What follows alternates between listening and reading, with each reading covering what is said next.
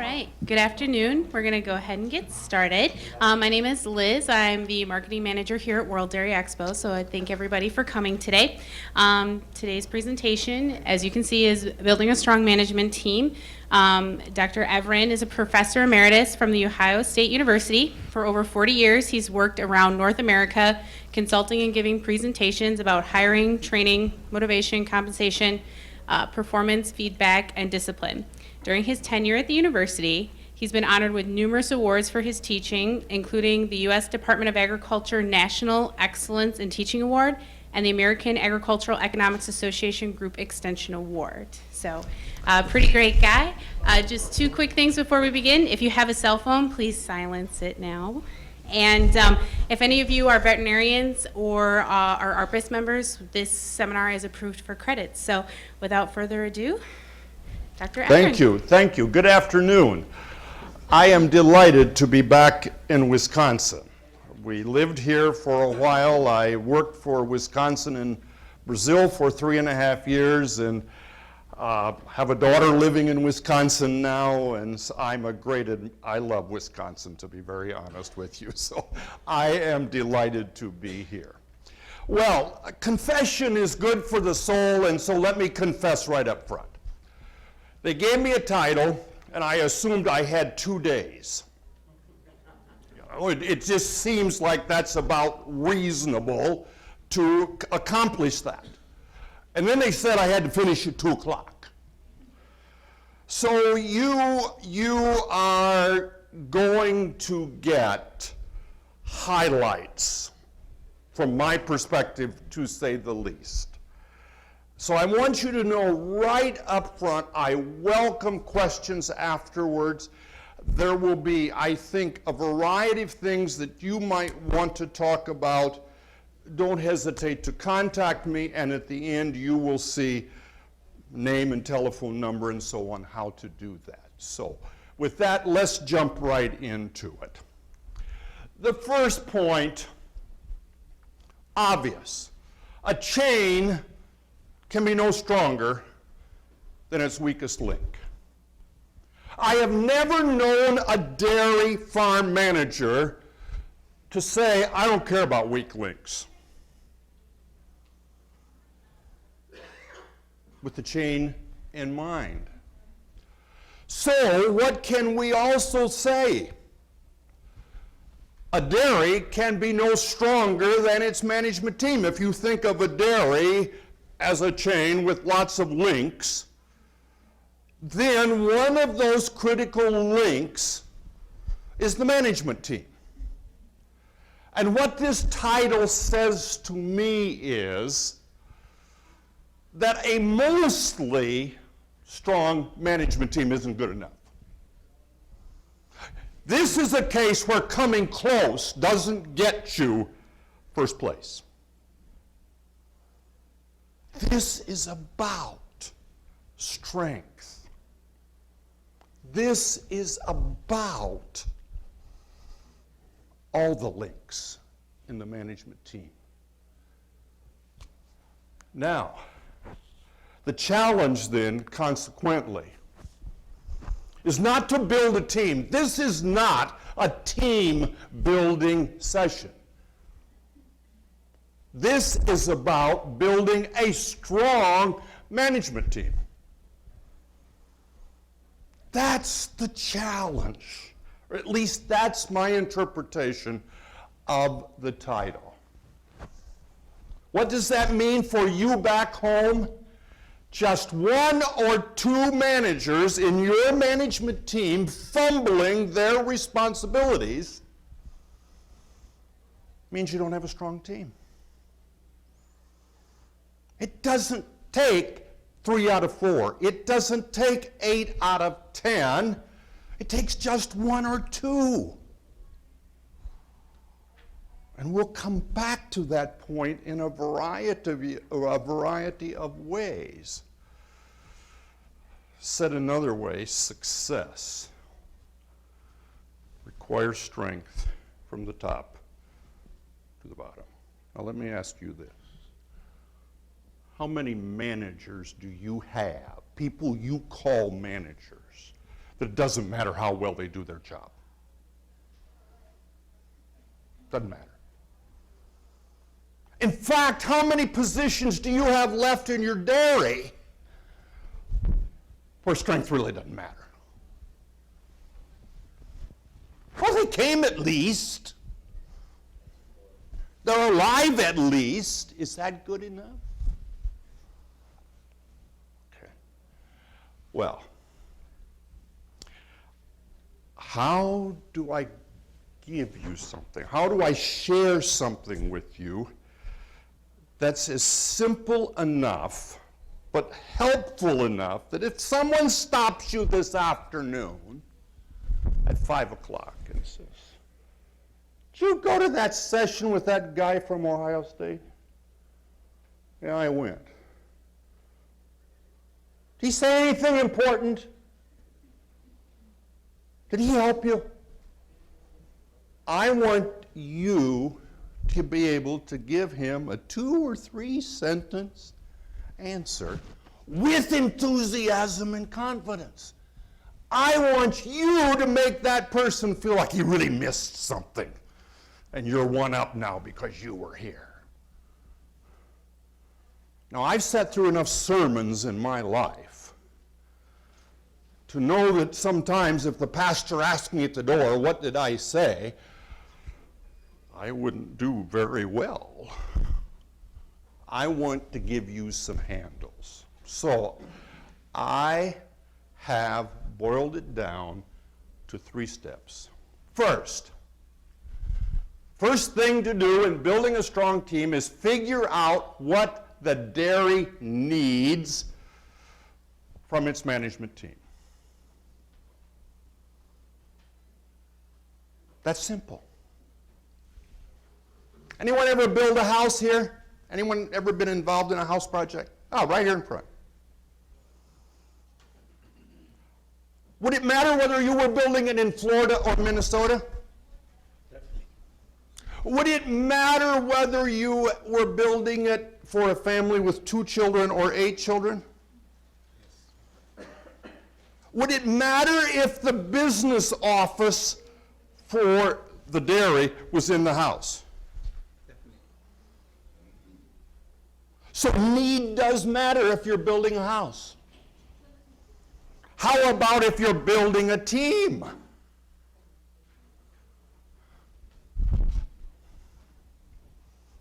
Or is a team a team a team? Forget details. I would argue that the first critical step is, what does the dairy need? The second critical step then is to fill the management positions with the right people. It's a hiring challenge. It's a challenge of filling positions. And the third is providing the leadership to perform at a high level. Has anyone ever seen a high-performing team in anything that did not have leadership? Now, are there any of you here golf fans? Got a golf? Oh, we got a golf fan. What happened in Chicago on Sunday afternoon? We beat you. Oh, this is better. You're one of them. Oh, great. From which country? England. England. This is wonderful. Did I plant you there? Yes, you did. No. Okay. We lost to England in the Ryder Cup. And what did most people think was going to happen Saturday afternoon? You tricked us into a false sense of security. You say it very well. And we lost.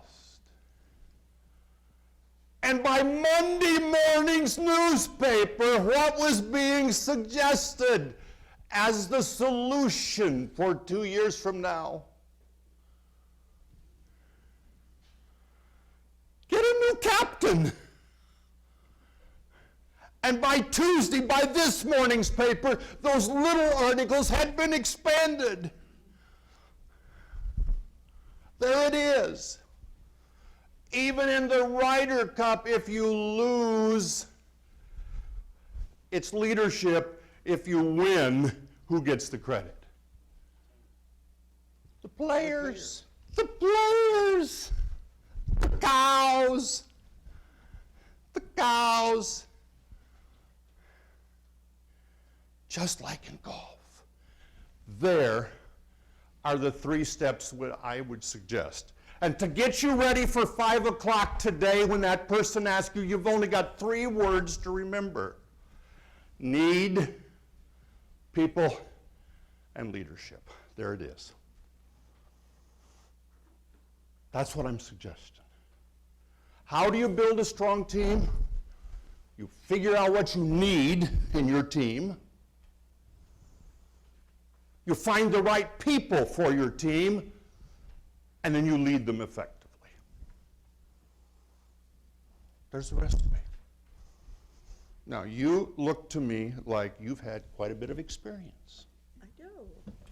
Which one of those 3 can I leave out and still have a strong team? I'm not a single one of them.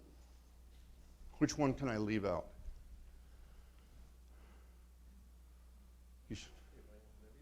If you're the leader, it matters. I would suggest there are the 3 critical take-home ideas for you. Need, people, and leadership.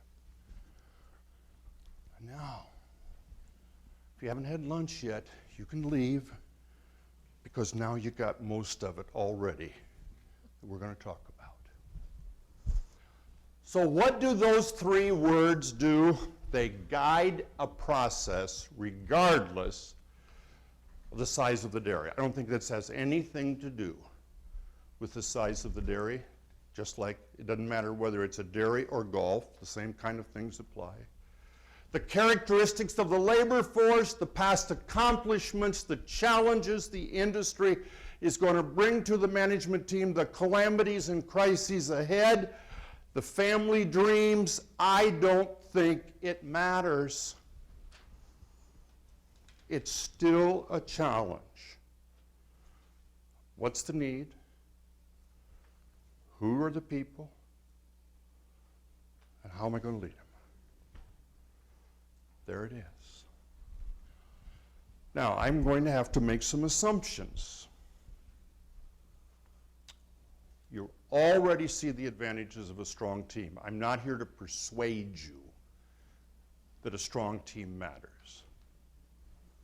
I'm assuming you are able to make needed changes.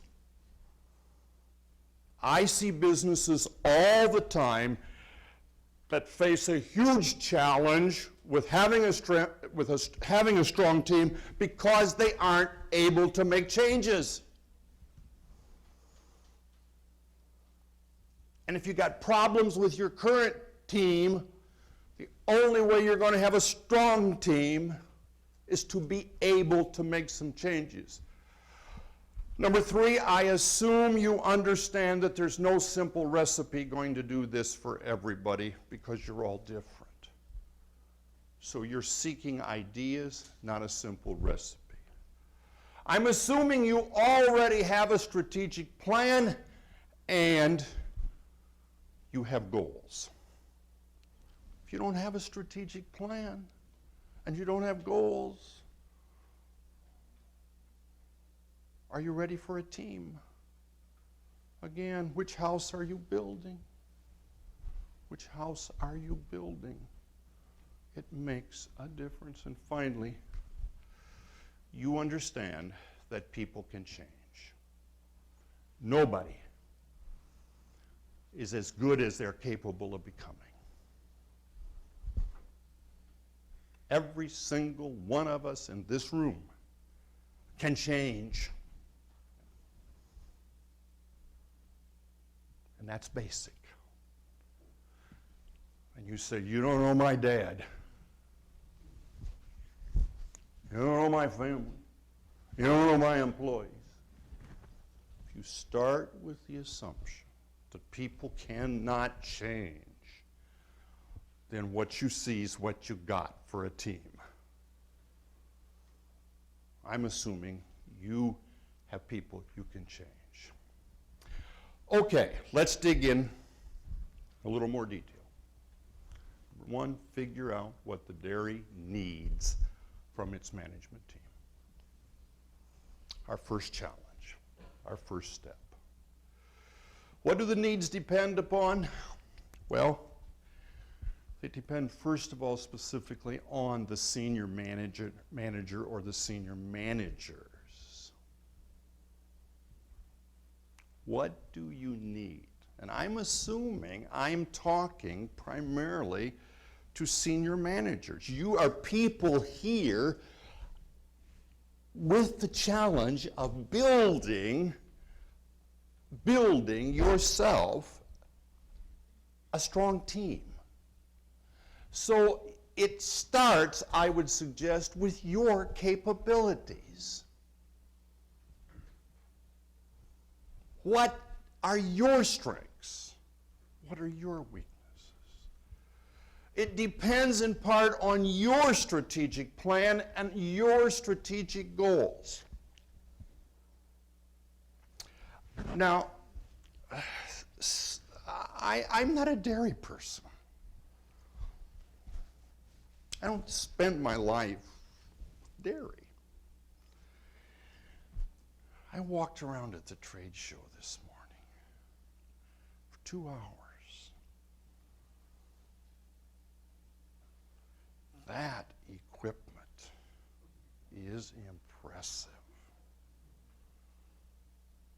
I don't know much about prices, but I think expensive and impressive. We used to have a dairy farm. I started there. We had 7 cows. We didn't have anything like I saw this morning. So, your strategic plan and your goals, what you again are trying to build, is fundamental, as is your history. Where you came from, what you have lived through, as well as the people you have around you, the livestock and the facilities and the land you have, the finances you have, family considerations, and then some external factors, too numerous to try to mention individually.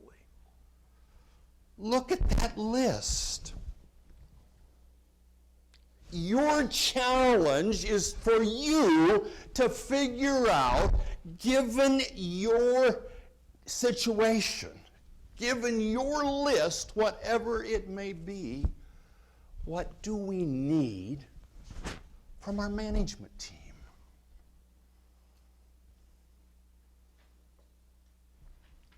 And you have already helped us establish that there isn't one answer for everybody. There isn't a single answer. So we have to face it right up front. No two dairies have the same management needs. Gotta figure out what our needs are. Now, there's an old management tool that will help. So I'm sure some of you use it, know it, have experience. SWOT analysis is simply figuring out what our strengths and weaknesses are, and those are usually considered internal to the business, and then what are our opportunities and threats. Simply sitting down. And if you didn't do that as part of your strategic planning process, at least taking a look at what are our strengths, weaknesses, opportunities, and threats that we want our management team to help us address. That is basic. But, We haven't talked about it much, but we have to bring the family in. We've gone as far as we can go without facing family issues. Why? Most dairy farms are tied to a family ownership and management structure. How many people does it take to have a family issue? 2. They are sometimes called husband and wife. They are sometimes called father and son. They are sometimes called grandfather and daughter-in-law. They get all kind of names, but it's 2 or more.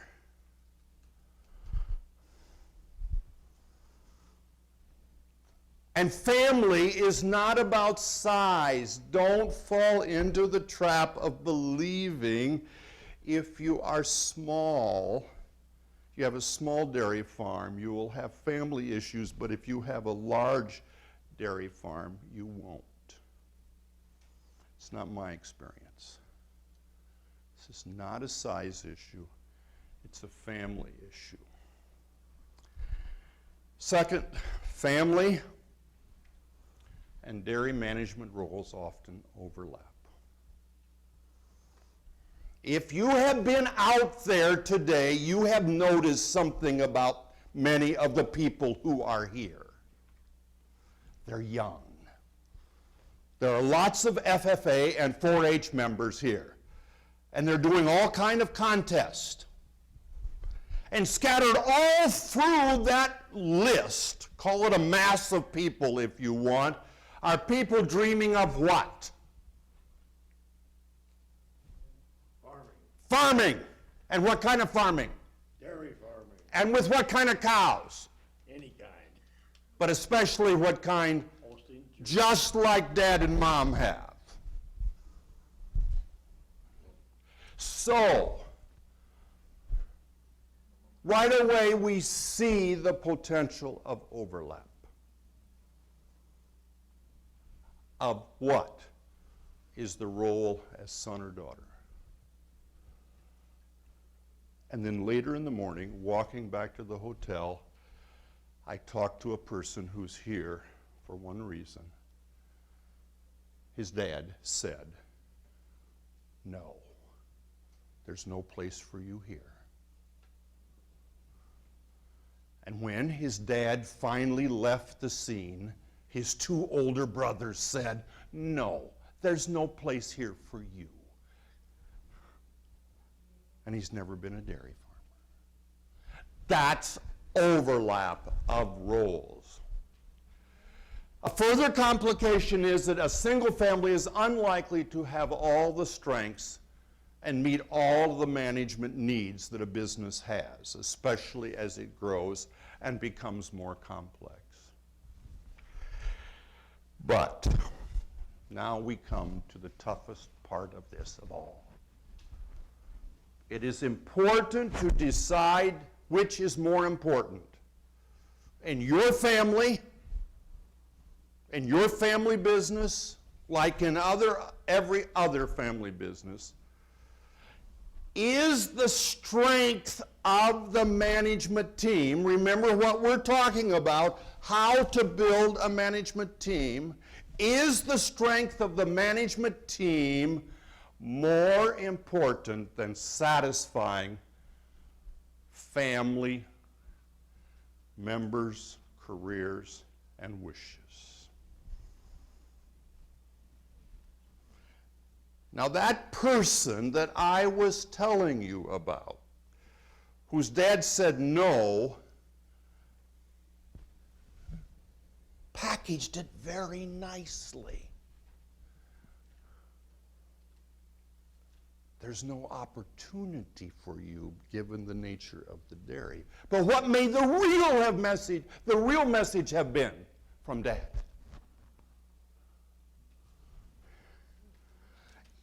You're lousy with cows. You don't like them and they don't like you. And besides, you can't get along with your brothers. And besides that, you think 10 o'clock is a good time to start to work in the morning. And furthermore, I know who you're going to marry, and that makes it worse.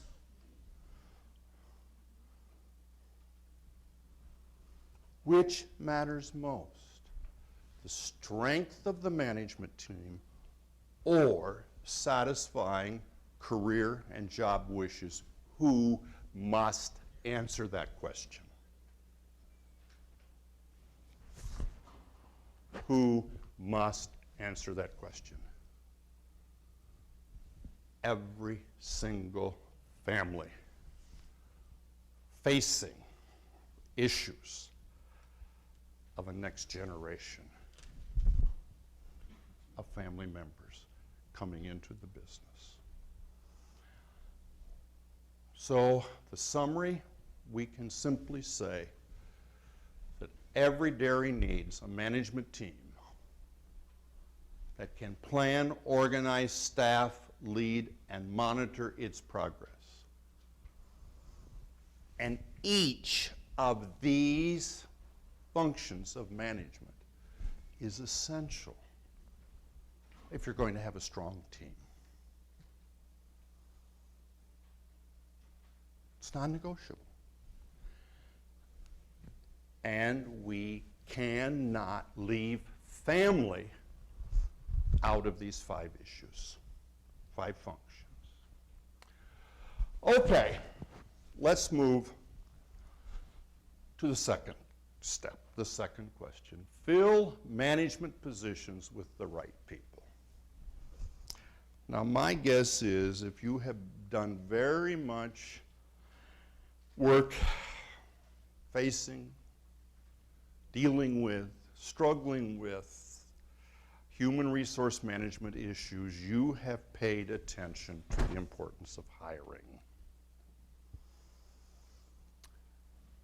My favorite way to summarize the issue, 3 words: people, bus, and seats. There was a very well-known book a few years ago that gave us a very beautiful summary of this issue. Get the right people on the bus,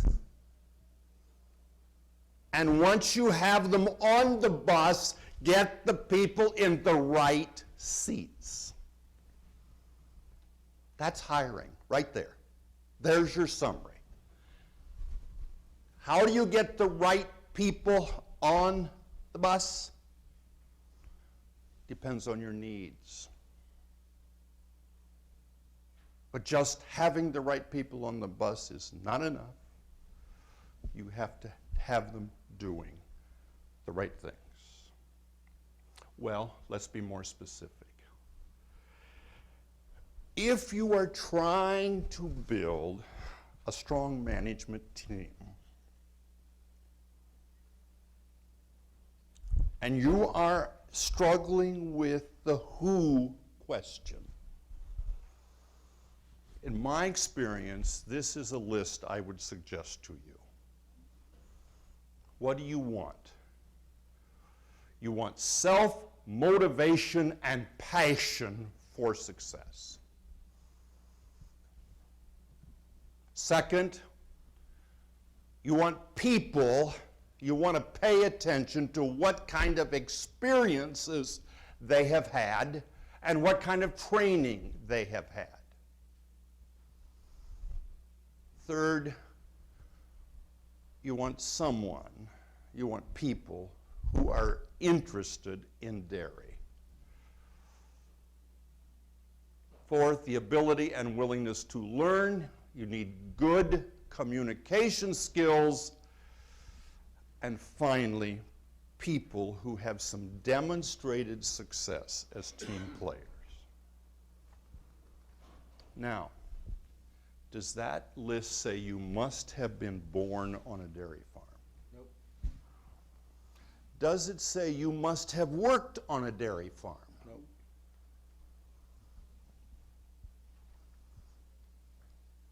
I would agree. I would agree. But what on this list is superfluous? We don't need it.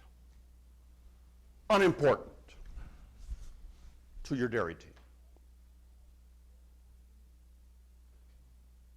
What on the list would you suggest doesn't matter for a team? Experience and training. Pardon? Interest, pardon, which one? Experience and training. It's the only Okay. thing you could spare. But it doesn't say dairy experience and dairy training. I'm simply suggesting, look for what kind of experiences that person has had. If they're all negative or marginal, a lot of watching television,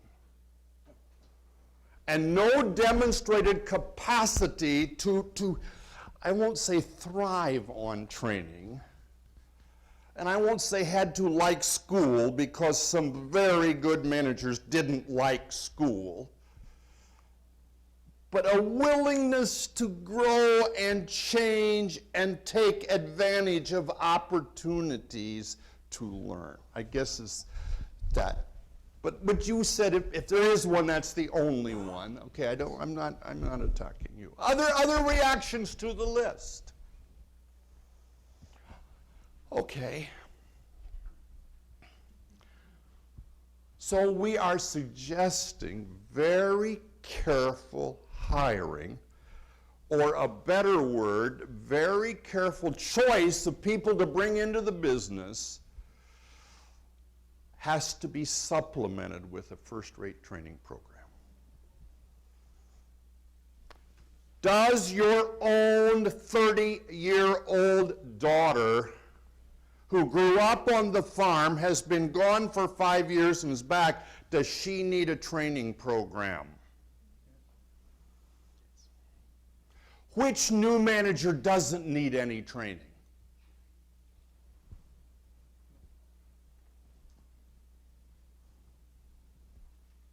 I would suggest training is basic to all new people.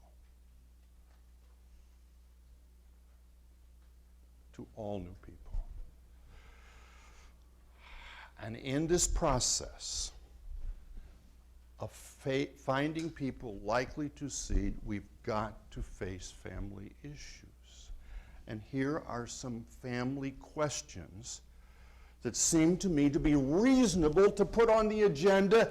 And I want to first of all suggest right up front that I find family after family after family that carefully avoided every one of those questions.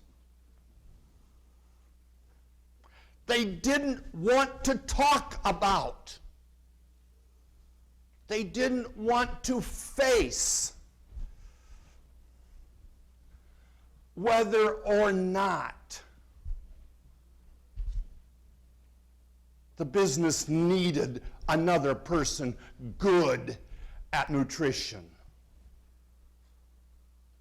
They had another daughter who wanted to come home and fix all the problems in nutrition. Or, simply put, my older sister is on the farm. My older brother is on the farm. I have a right to be on this farm too. Do you see a problem? Especially if this third one is not self-motivated, has no passion for success, has no experience, resists training, has no interest whatsoever in dairy, etc. But the argument is, my older sister and my older brother are here. I deserve the right to join the management team. Is that a hard question to face? Is it a right to join the family business, or is it something you earn? Do family members accept the need to fit in? Can non-family members thrive? Remember who's watching all of this family stuff. The non-family employees. That's their future, their jobs, their career. And for non-family and employees, it's often like a soap opera. But there are no commercials. It's even better than a soap opera. Because they're watching all of this and they're talking about it. So basically, it's simply, do these kind of questions get discussed or do they get ignored? The closing point is just very straightforward. A strong management team is a near impossibility with the wrong people, I would argue. That's pretty harsh, isn't it?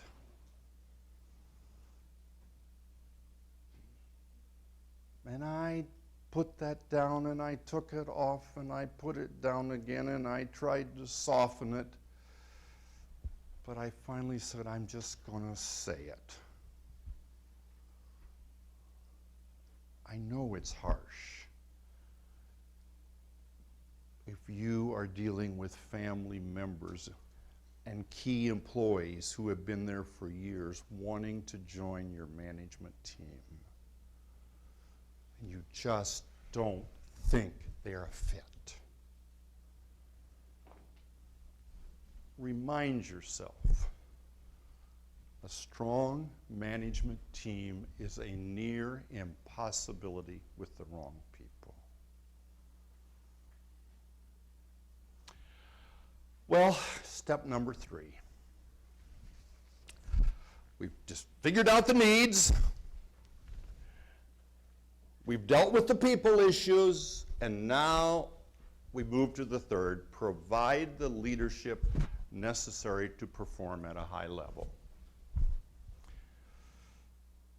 What we have done in steps 1 and 2, I would suggest, is created the potential for a strong team. But what have we guaranteed in steps 1 and 2? We haven't guaranteed anything. Yes, we have created the potential,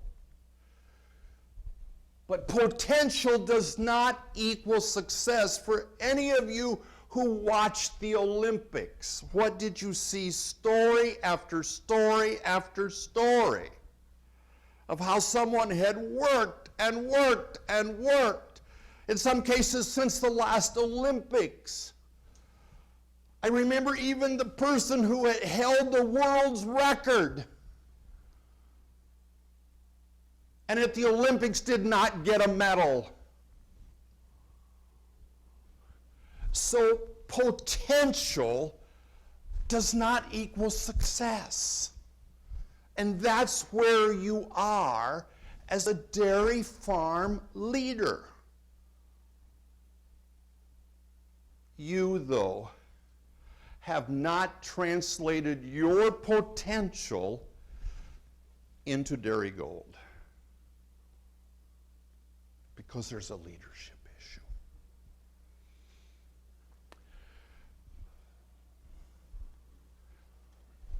So no matter how good your people are, no matter how carefully you've figured out what you need, mediocre leadership means not going to have success. Now, there are lots of questions.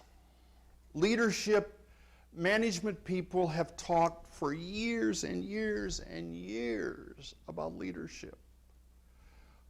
And at one point in my presentation and trying to get ready, I started down trying to answer these questions in a quick, very easy, widely accepted way, and I figured, no, it's not going to work. We could spend hours and hours and hours discussing those kind of questions. And we would just be left with debate.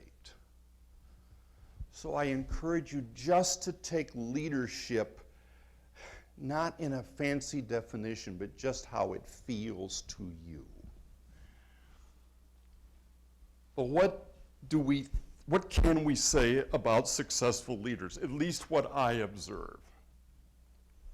They have a wide variety of characteristics. Some are short, some are tall, some are from England, some are not. Some grew up with dairy, some married into it. There are all kinds of situations. Wide variety of characteristics. Number two, they do it in a lot of different ways.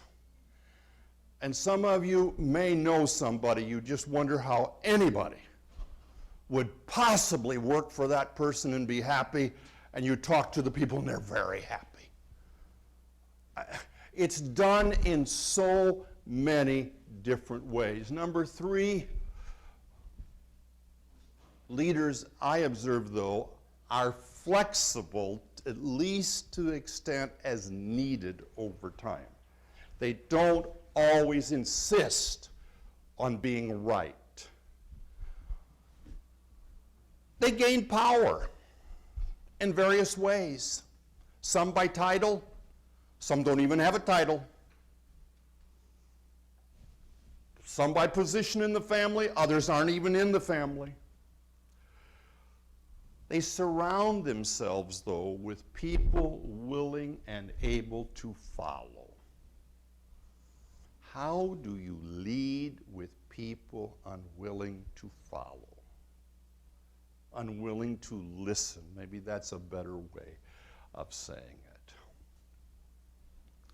Well, obviously then, successful leaders don't find simple recipes, shortcuts, or success by accident.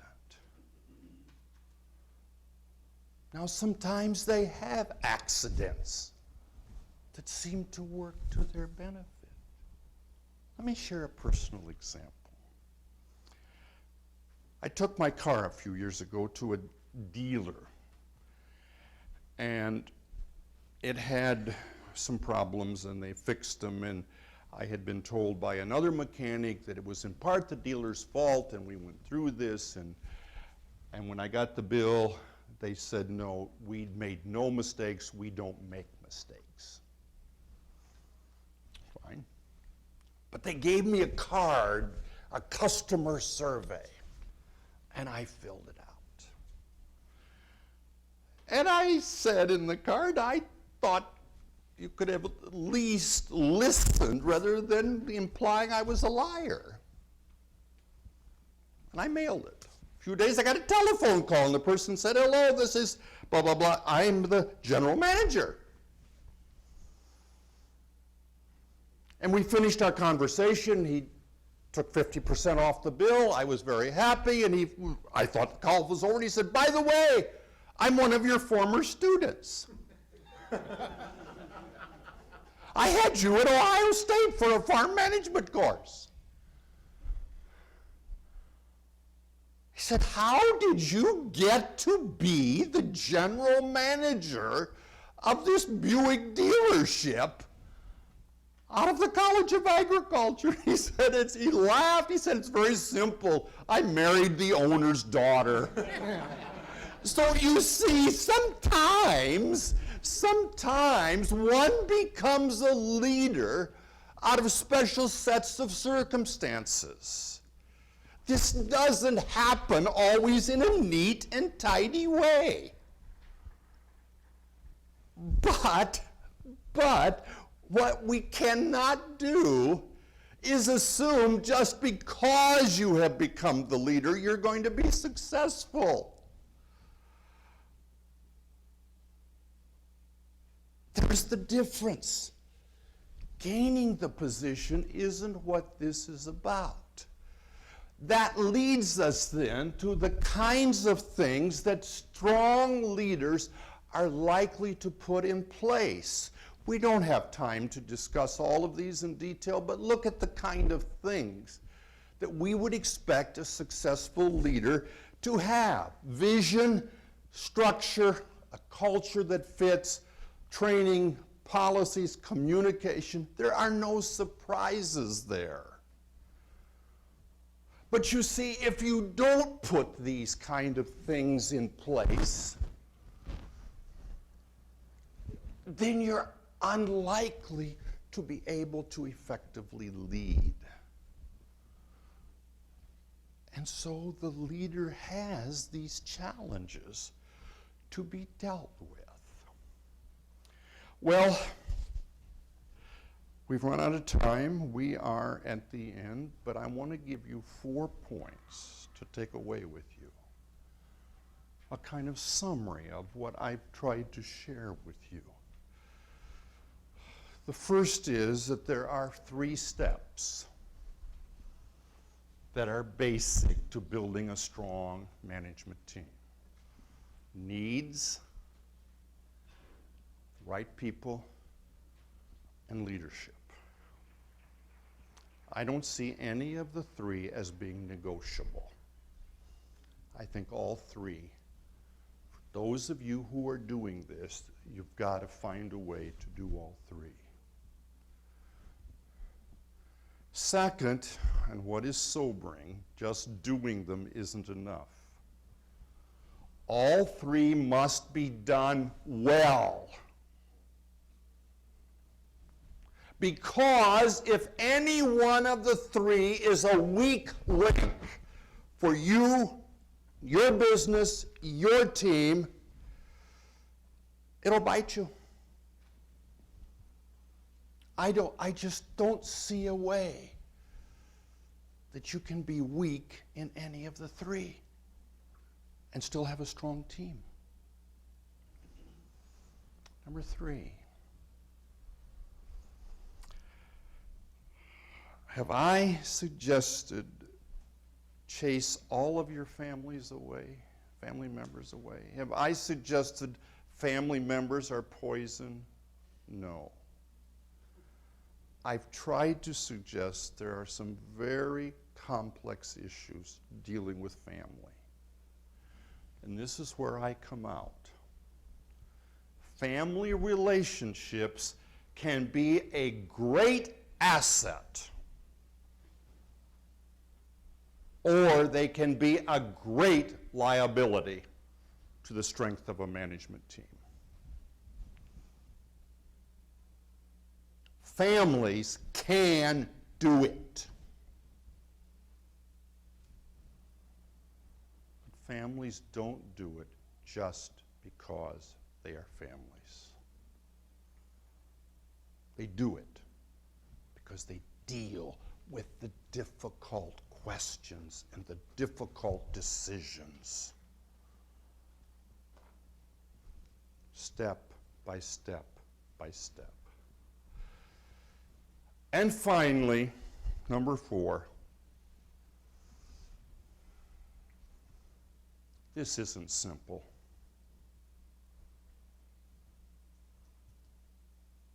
Why did this get on the program? Because it's not simple. Because it's a struggle. And given that it's a struggle, and difficult and complex, it doesn't happen quickly.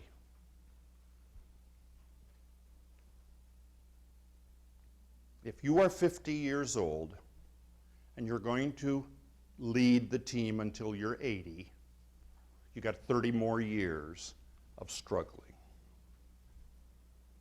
My conclusion, building a strong management team is never, ever finished. It's a commitment for as long as you're trying to thrive as a dairy.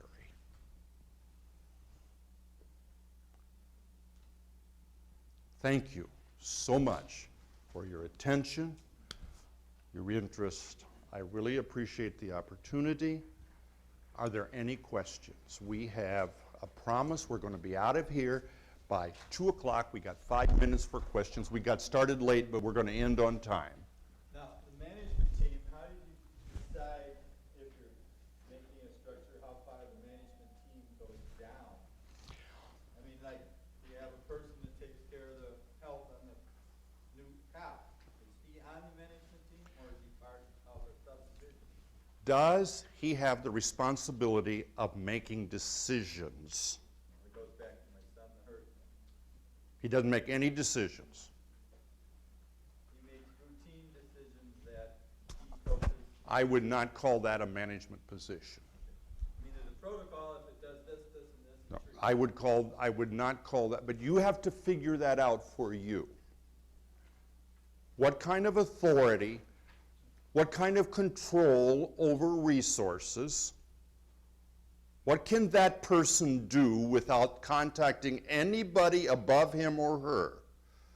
You've got to define management.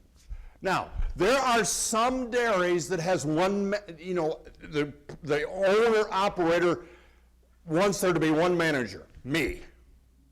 Everybody reports to me. Nobody does anything without me. Others, they have a philosophy of pushing things down as far as they can, provided they have training, provided they have accepted the responsibility. You've got to decide.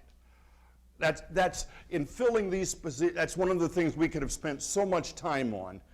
What is it you're looking for in a manager?